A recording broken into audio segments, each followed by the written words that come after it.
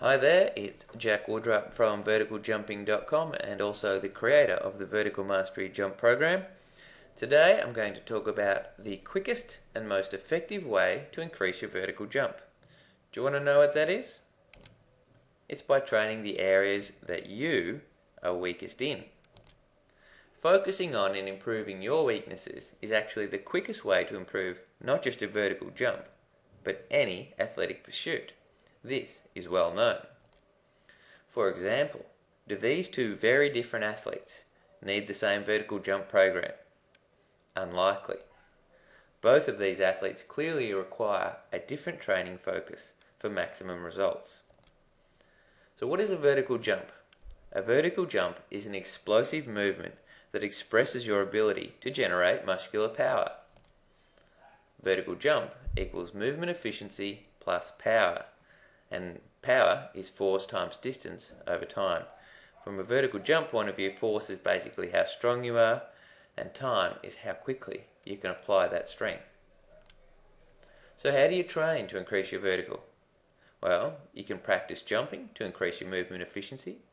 You can hit the weights to get stronger and increase your force output. And you can do plyometrics and various jumping drills to increase the speed at which you can apply your strength. There are no secrets to increasing a vertical jump. That is pretty much it. So when you see people talking about secret training methods, well, they're lying. There are none. But not everyone needs to improve their movement efficiency.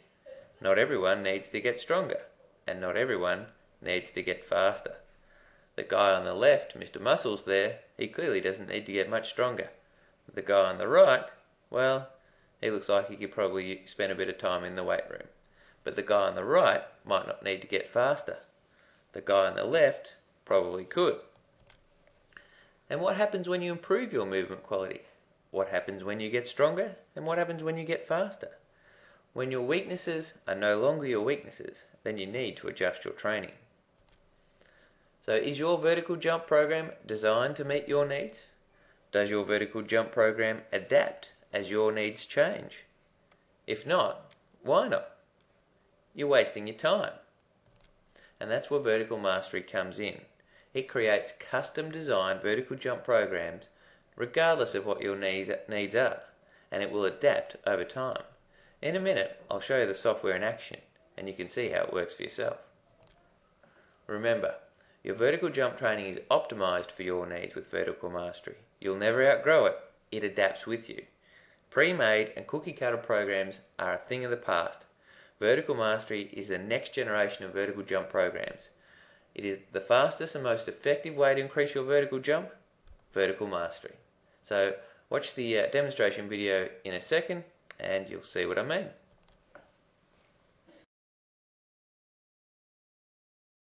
Okay, so now that I've told you all about vertical mastery, it's time to do something that no other person with a vertical jump program will do, and that is show you how it works. And the reason most people won't do this is because if they showed you their program, then you wouldn't need to buy it. Well, I have nothing to hide because the software is different to everything else in the market, in that the programs Vertical Mastery creates are designed specifically for you. So your result's going to be different to what I put in here, and your program is therefore going to be different. And as such, I really don't have anything to hide.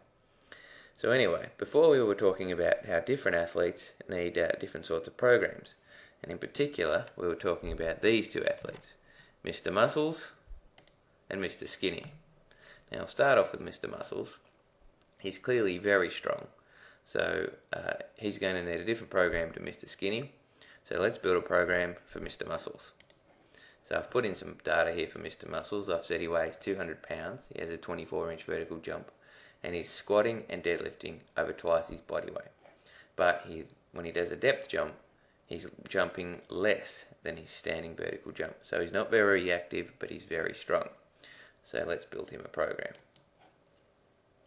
And sure enough, his maximum squat and deadlift test saying he has excellent relative strength, but when you look at his depth jump, his reactiveness appears to be quite limited and needs a bit of extra attention. Now, there are other variables in the software. I'm just picking these two to give you a clear example of how it works. So if we look at his program, what we do expect to see. Well, you wouldn't expect to see much weightlifting, you'd expect to see a lot of plyometrics. So we click build program, and sure enough, there it is. There's split jumps, there's some depth jumps, there's a bit of bounding, cone hops, power skipping. The main focus of his workout is all very reactive type drills to help build up his eccentric strength, which is what you would expect. So now let's go back and have a look at Mr. Skinny. Now Mr. Skinny here, clearly not so strong. So let's build him a program. So first of all, we'll type in Mr. Skinny. He's not going to weigh 200 pounds, he's going to weigh, we'll say 150. Now he might have the same vertical jump results, but clearly he's not going to be anywhere near as strong. So we'll change his strength test results to indicate that he's not as strong. And we'll just put that. But he might be far more reactive. So let's say he plays basketball 8 days a week, runs and jumps all the time, and I realise there's only 7 days a week. So we'll make that 2/88. So when he does a depth jump, he rebounds higher than a standing vertical jump. So he's quite reactive, but as you can see from his strength test, not particularly strong. So let's build a program for Mr. Skinny. And sure enough, his relative strength is an area he needs to improve, but his reactiveness is very good. So I would expect his workout to be strength based. Let's have a look. And sure enough, he's doing some box squats, he's doing step ups, he's doing some deadlifts here, he's doing some pause squats. You can see his training program is far more strength based because that is his area of weakness, and that's what will get him quicker and better results.